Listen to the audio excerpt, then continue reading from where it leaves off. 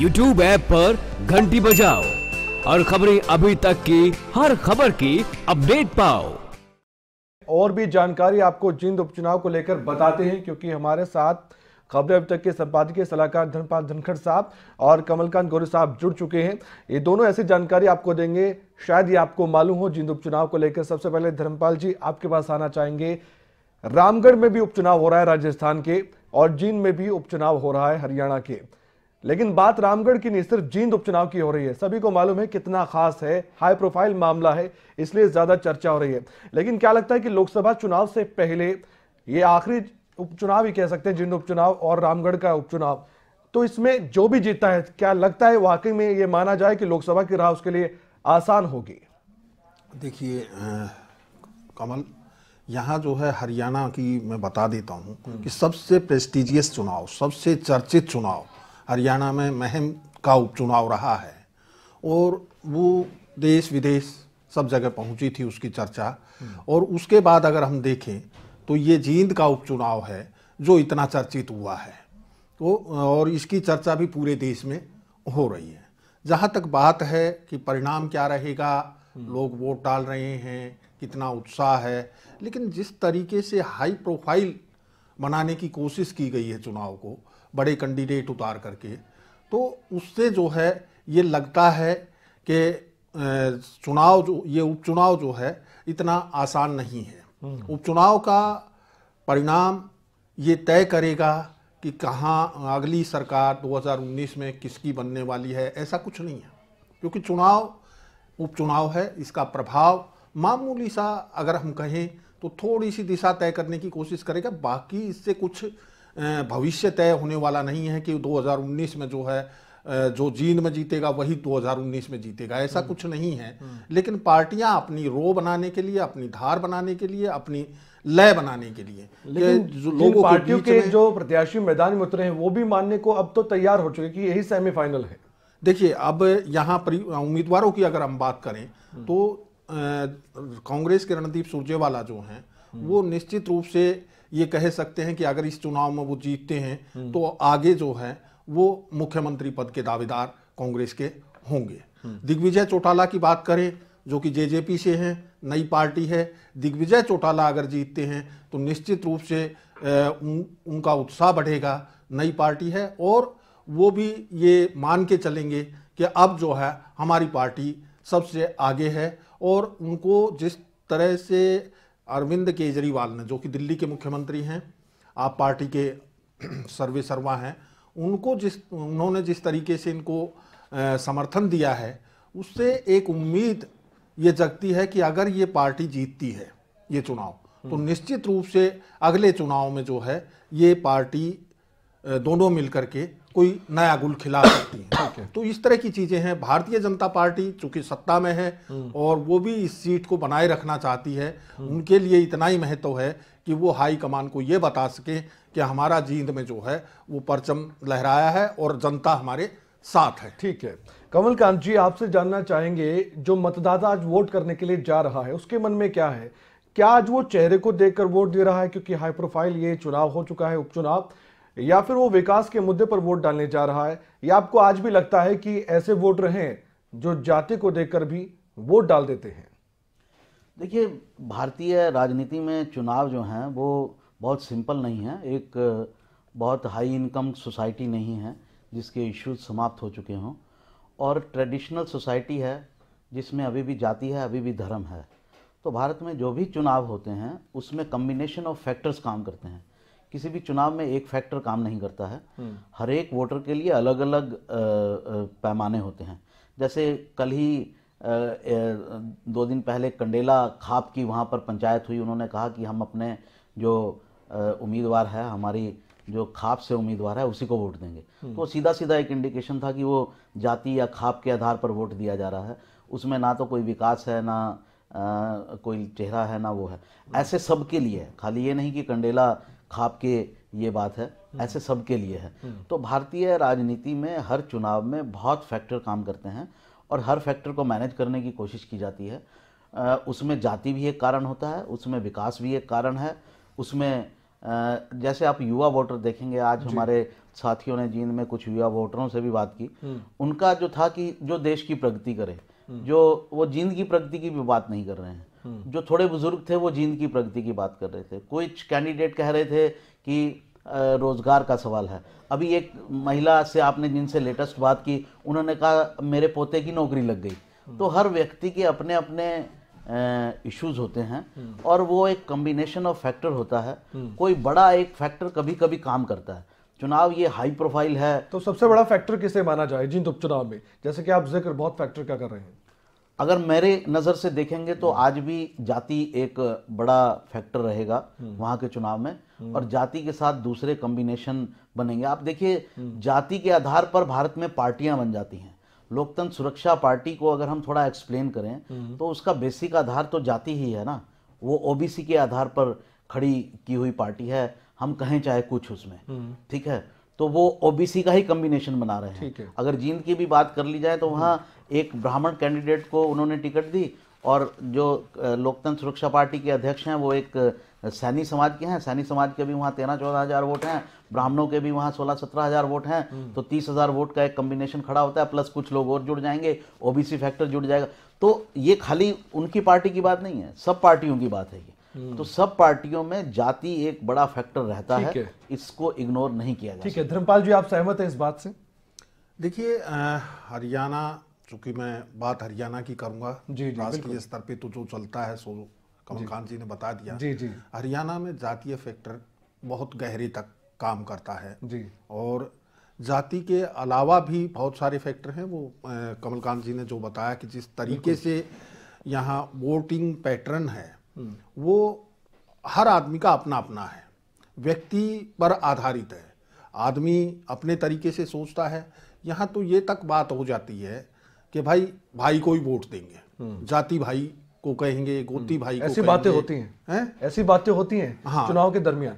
हाँ, बिल्कुल होती हैं कि हम अपनी जाति के कैंडिडेट को ही चुनाव देंगे, वोट देंगे, या हम अपने गोत्र के आदमी को ही वोट देंगे। जैसे खाप पंचायत का फैसला, यानी गोत्र भी देखा जाता है, पंजाबी ब्राह्मण हमारे जाट देखिए कमल, हरियाणा में जो है शादियां भी गोत्र और इनके बगैर नहीं होती, अपनी जाति में करने की कोशिश होती है। तो यहाँ भी उसी तरीके का मामला है। लेकिन कुछ तो बदलाव हुआ होगा कमलकांत जी, आपको लगता है कि समय दर समय जो लोगों की सोच है उसमें भी बदलाव अब हो रहा है? देखिए, जो युवा वोटर है ना, उनमें खासतौर से ये ट्रेंड देखने में आ रहा है कि वो थोड़ा जाति से ऊपर उठ के सोच रहे हैं। अब युवाओं में देखिए, अगर शादियां भी हैं, अभी धनखड़ जी बात कर रहे थे, तो युवा जाति को नहीं मान रहा है। मोस्टली वो अगर उसका मन कर रहा है तो वो जाति से बाहर जाके शादी कर रहा है, और ऐसी इंटरकास्ट मैरिज जो हैं वो बहुत नॉर्मल हो गई हैं, और कोई उस पर अब ऑब्जेक्ट भी नहीं करता है।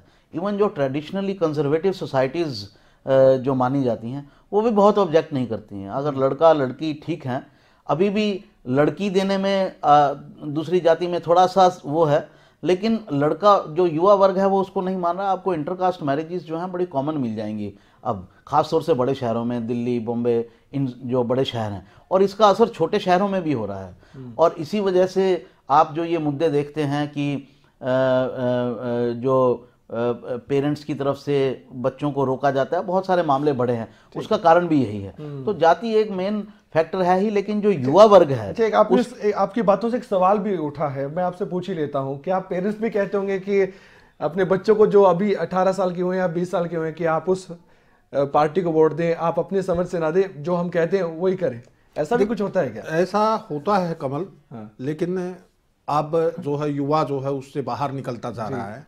ऐसा घर पे कह के जाएगा कि मैं वोट उसे करूंगा, लेकिन अंदर जाके युवा जो है वो गाइड करने लगा है माता पिता को या दादा दादी को कि वोट जो है फला को देनी है। अच्छा, तो इस तरह की चीजें अब ज्यादा होने लगी हैं, क्योंकि बुजुर्ग की अब उतनी चलती नहीं है, वो रोब-धाब नहीं रह गया बुजुर्गों का। नहीं, वो जो ट्रेडिशनल सोसाइटी है, तो वो ट्रेंड टूट रहा है। अब बच्चे ये कहने लगे हैं कि भाई पापा आपको इस बारे में कुछ ज्यादा पता नहीं है, मुझे पता है, आप इस तरह से कीजिए। कमलकांत जी, तो इस तरह की प्रवृत्तियां जो है, जो हमारी सामाजिक प्रवृत्तियां हैं, वो बदल रही हैं, लगातार बदल रही हैं, और ये प्रक्रिया है।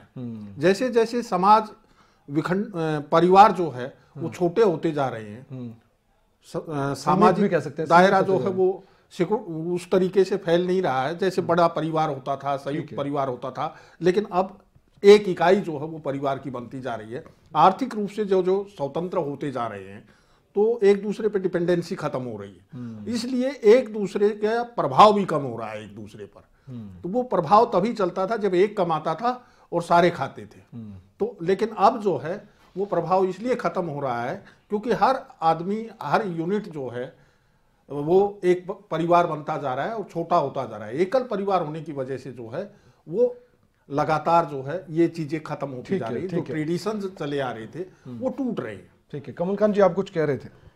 इसमें देखिए मैं एक और फैक्टर मानता हूँ। पहले जो ये कुटुंब में या बड़े लोग वोटिंग करते थे या एक प्रभाव रहता था, उसका एक कारण ये रहता था कि हम अपना राजनीतिक प्रभाव दिखाएं। और समाज में पहले जो बड़ी इकाइयां होती थी उसका एक कारण ये भी था कि सुरक्षा के जो इंतज़ाम थे या जो सुरक्षा थी वो स्टेट के पास पूरी तरह से नहीं थी, उतनी ऑर्गेनाइज्ड सोसाइटी हिंदुस्तान में नहीं थी। और इसलिए और सोसाइटी को ऑर्गेनाइज करने के लिए जो बाहर से आप पर हमले होते हैं उसको रोकने के लिए हमला किसी व्यक्ति विशेष का हो सकता है, किसी ग्रुप का हो सकता है, किसी हमलावर का हो सकता है, बड़ी यूनिट्स का हो सकता है। तो सोसाइटीज़ को क्लोज करके रखा जाता था कि मेरे परिवार में 100 लोग हैं तो मैं रेजिस्ट कर सकता हूं, और वो अपनी पॉलिटिकल पावर भी एक्सर्ट करते थे।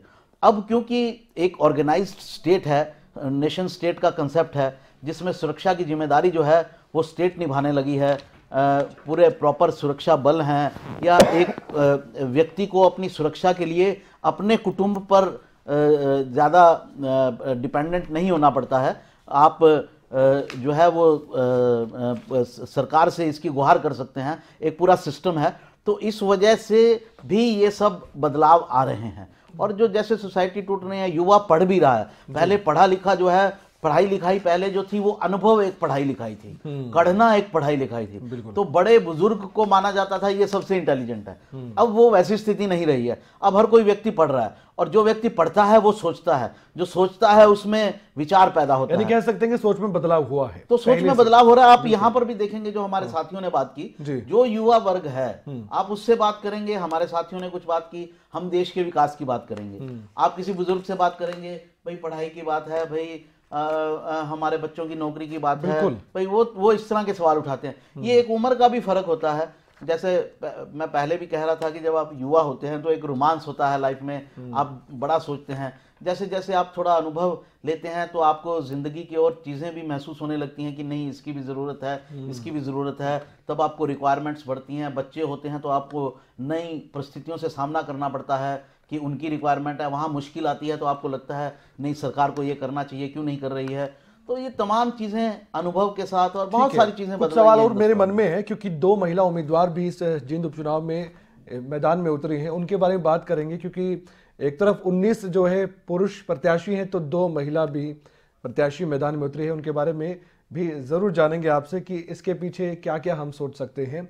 फिलहाल एक छोटा सा ब्रेक लेंगे। जींद उपचुनाव पर लगातार हमारी महा कवरेज जारी है। सुबह आपने देखा कि रणदीप सुरजेवाला ने माथा टेका था मंदिर में, और दिग्विजय चौटाला की बात करें तो जनता से अब उन्होंने अपील की है सकारात्मक सोच के साथ डाले वोट, ये कहा गया है और ये अपील की गई है दिग्विजय चौटाला के द्वारा। हर एक व्यक्ति करे मतदान, यानी कि वोट की अपील, जैसा कि मुख्यमंत्री मनोहर लाल ट्वीट कर रहे थे। और अब जो है दिग्विजय चौटाला ये कहते नजर आए हैं कि आप अपने विवेक का इस्तेमाल करें और साथ ही 20,000 से ज्यादा वोटों से जीत हासिल करेंगे। ये दावा कर दिया है, ये दावा ठोका है दिग्विजय चौटाला ने अपनी जीत का। लोकसभा और विधानसभा चुनाव में भी जीत हासिल करेंगे। भविष्य की ओर नजर दौड़ाते हुए दिग्विजय जानते हैं कितनी महत्वपूर्ण है ये जींद उपचुनाव की जीत अगर उनकी होती है तो। लेकिन अभी कुछ भी कहना जल्दबाजी होगा। हर प्रत्याशी अपनी विकास के पथ पर इस जींद को चलाने के लिए, विकास की पटड़ी पर इस जींद की रेल को आगे बढ़ाने के लिए जात पात धर्म मजहब से ऊपर उठ करके पॉजिटिव फ्रेम ऑफ माइंड से लोग वोट डालें, एक एक वोट डले और जींद को एक नया भविष्य, हरियाणा प्रदेश के लिए राजनीति में एक नई क्रांति का जन्म हो, मैं ऐसा मानता हूं। 20,000 से अधिक वोटों से, लोगों के आशीर्वाद से, जींद की जनता के लिए, फॉर जींद ये चुनाव हम जीत करके आएंगे। ना केवल जींद बल्कि आने वाले समय में इसी जनता का आशीर्वाद हमें हरियाणा प्रदेश लोकसभा के चुनाव में और विधानसभा के चुनाव में भी निश्चित तौर पर मिलेगा। तो बड़ी खबर आपको बता दें, जींद उपचुनाव को लेकर दिग्विजय चौटाला का बयान आपने सुना है। जनता से अपील भी की है कि ज्यादा से ज्यादा वोट डाला जाए। जो मतदाता हैं जिनमें 1,70,000 के करीब, और साथ ही हर व्यक्ति करे मतदान, ये भी अपील की गई है। अपनी जीत का दावा एक बार फिर से किया है दिग्विजय चौटाला ने। दिग्विजय चौटाला लगातार हर बूथ पर जा रहे हैं, दूसरे प्रत्याशी भी जा रहे हैं। रणदीप सुरजेवाला भी यही काम कर रहे हैं। उन्होंने बीजेपी को निशाने पर लिया था। 20,000 से ज्यादा मार्जिन से जीत का दावा किया है दिग्विजय ने। हालांकि लगता नहीं ऐसा होगा या कैसे होगा ये तो समय बताएगा, लेकिन फिलहाल उनके हौसले जरूर बुलंदियों पर हैं।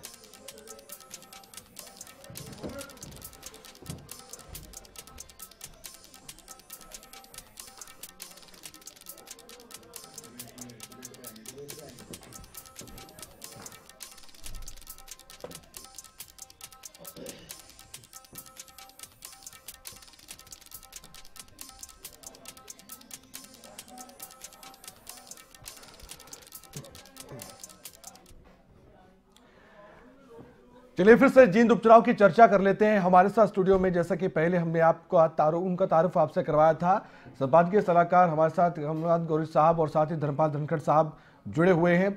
धर्मपाल जी, दिग्विजय का दावा तो अच्छा है, सभी दावा कर रहे हैं, लेकिन उन वायदों का क्या जो पहले किए गए थे?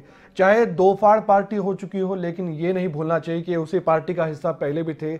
जब आप वायदे करते हैं तब आप सब कुछ ध्यान में रखते हुए करते हैं, लेकिन उनको पूरा करने की बात आती है, चाहे पार्टी कोई भी हो, चाहे कोई भी विधायक रहा हो किसी पार्टी का, लेकिन वो पूरे नहीं हो पाते हैं। उसके बाद जवाबदेही किसकी, पार्टी की या उम्मीदवार की?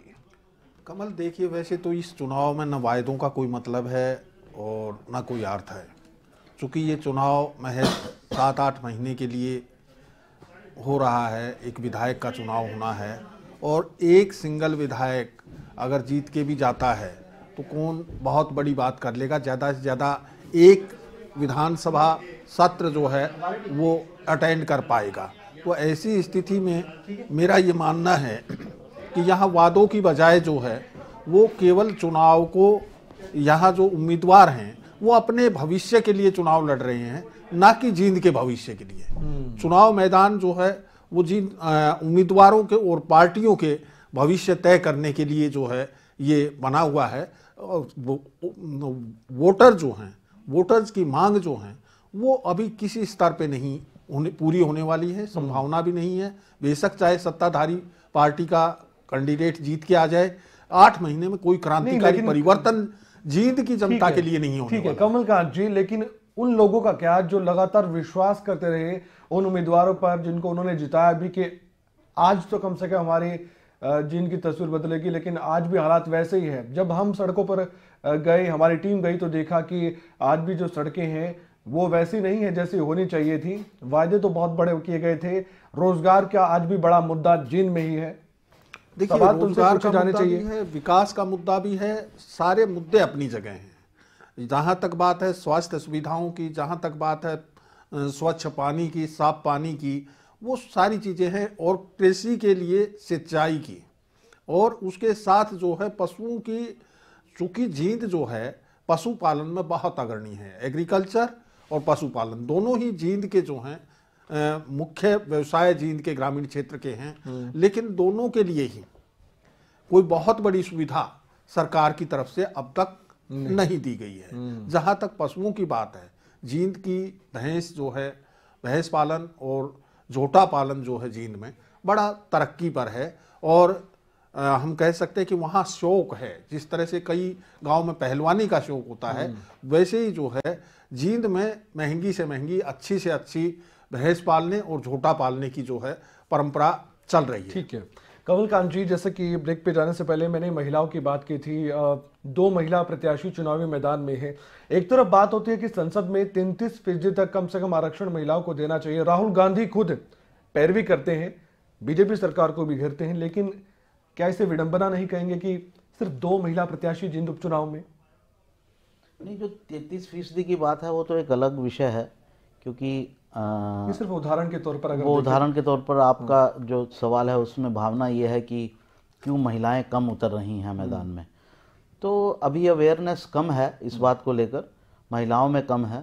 महिलाएं अभी ओपन हो रही हैं। देखिए, भारतीय सोसाइटी धीरे धीरे अपनी प्रगति कर रही है। एकदम से उसमें बदलाव आ जाएगा ऐसा संभव नहीं है।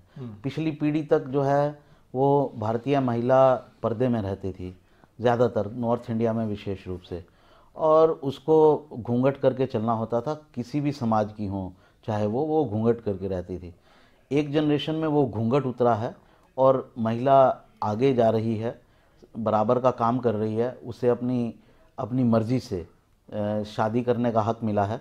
आज कम से कम ये तो कह सकते हैं कि ज़्यादातर केसेस के अंदर लड़की की मर्जी से शादी होती है, माँ बाप उस पर थोपते नहीं हैं। चाहे वो प्रेम विवाह करे तो उसकी मर्जी है ही, अगर माता पिता के ज़रिए भी वो विवाह होता है तो वो उसकी मर्जी से ही होता है, उससे पूछ कर होता है।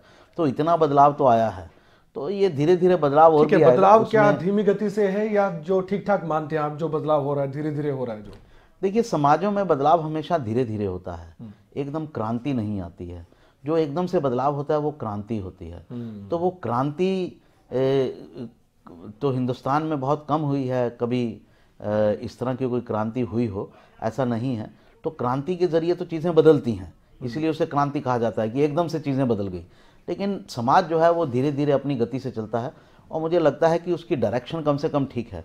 अभी आपने मी टू का मामला महिलाओं के द्वारा उठाया गया और अभी एक एक्ट्रेस ने दिया वो मामला कि उसके बाद जो है महिलाओं से छेड़छाड़ की घटनाएं जो हैं वो काफ़ी कम हुई हैं। तो धीरे धीरे एक एक स्टेप करके आगे बढ़ेंगे। उसी तरह पॉलिटिक्स में भी महिलाओं की जो भागीदारी है या सेल्फ उनकी तरफ से जो आगे आने की बात है वो भी इसी तरह से धीरे धीरे बढ़ेगी। अब इन 2 महिलाओं को किसी पार्टी का कोई समर्थन नहीं है, लेकिन वो अपने बूते पर मैदान में उतरी हैं। और ये धीरे धीरे क्रांति इस तरह से भी हो रही है कि गाँवों के स्तर पर, पंचायतों में, नगर पालिकाओं में कम से कम आरक्षण दिया जा रहा है महिलाओं को कि इतनी महिलाएं होंगी। तो नीचे के स्तर पर इस आरक्षण को इम्प्लीमेंट किया जा रहा है और उम्मीद करते हैं कि जल्द से जल्द ये ऊपर भी आएगा। आपसे भी ये सवाल पूछना चाहूँगा क्योंकि महिलाओं के लिए ज़रूरी है, जब मतदान हो रहा है तो क्यों ना ये पूछा ही जाए। जाति पाति की बात होती है तो क्यों ना हम कहें कि जो 1 2 3 4 5 की जीत की लाइन में पार्टियां हैं, किसी ने भी महिला कैंडिडेट को नहीं उतारा है, वो उतार भी सकते थे। लिंग भेद नहीं है क्या? देखिए कमल, ये हरियाणा है, यहाँ जो है ज़्यादातर जो महिलाएं चुनाव मैदान में उतरती हैं वो ज़्यादातर जो है राजनीतिक परिवारों की ही महिलाएं होती हैं या किसी पार्टी में बहुत बड़े लेवल पे पहुंचने के बाद जो आती हैं वो है। तो हरियाणा में महिलाएं जो हैं वो लगातार अब भी जो है वो इस राजनीति में रुचि नहीं ले रही हैं, कम ले रही हैं। और जहाँ तक बात है आरक्षण की बात कही नगर निगमों और पंचायतों में, उससे भी कोई बहुत बड़ा बदलाव अभी नहीं आया है। उसमें भी क्या होता है कि जहाँ रिजर्व सीट होती है वहाँ महिला को प्रत्याशी बनाया जाता है। अब जो महिला चुनाव लड़ती है, मजबूरी है ना, अब उसका जीतती है, उसका पति ही उसका चेहरा होता है। उसका पति या उसका भाई या उसका चाचा ताऊ जो भी राजनीति में उनका दखल रखता है वो सारी चीज़ें हैं। लेकिन देखने वाली बात यह है कि अभी भी जो महिलाएं चुनकर आती हैं वो अपनी बात स्वतंत्र रूप से नहीं कह पाती। हालांकि प्रशासन लगातार ये कोशिश करता है कि खास तौर पे नगर निगमों में जो पार्षद, महिला सरपंच हो या नगर परिषद में जो पार्षद चुन के आते हैं उनसे कहा जाता है कि भाई वो महिलाएं अपना पक्ष रखें, अपने रिश्तेदार को साथ लेके ना आए। अब तो ये ट्रेंड चल गया है कि सरपंच पति, सरपंच पति, हाँ जी। तो इस तरह की जुमले जो हैं वो निकल के आ रहे हैं। हालांकि सरपंच का कोई पति नहीं होता है तो इस तरह की चीजें जो है वो लगातार देखने में आ रही हैं। अब भी जो है वो महिलाएं चुनने के बाद भी महिलाएं अपना काम उस तरीके से नहीं कर पा रही हैं। उन्हें अब भी अपने पिता, भाई या पति के दबाव में काम करना पड़ता है, पति की देखरेख में। और ऐसा होना नहीं चाहिए, लेकिन ये भी कड़वी सच्चाई है जो जुबान से निकलती है। कमलकांत गौरी साहब ने कहा कि धीरे धीरे बदलाव हो रहा है और अच्छी बात है कि बदलाव होना भी चाहिए। फिलहाल एक छोटा सा ब्रेक ले लेते हैं। ब्रेक के बाद भी जींद उपचुनाव पर लगातार हमारी महा कवरेज जारी है।